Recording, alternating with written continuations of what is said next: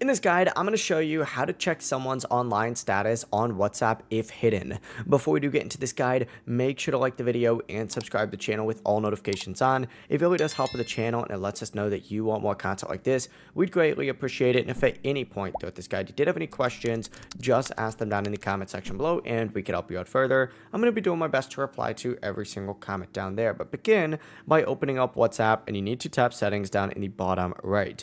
From here, go ahead and find privacy on here and open it up. And once you open up privacy, just like so, you need to find last seen online.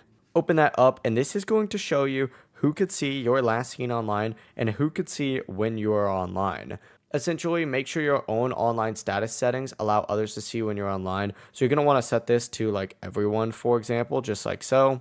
Or you could do like my contacts or same as last seen. It really is up to you.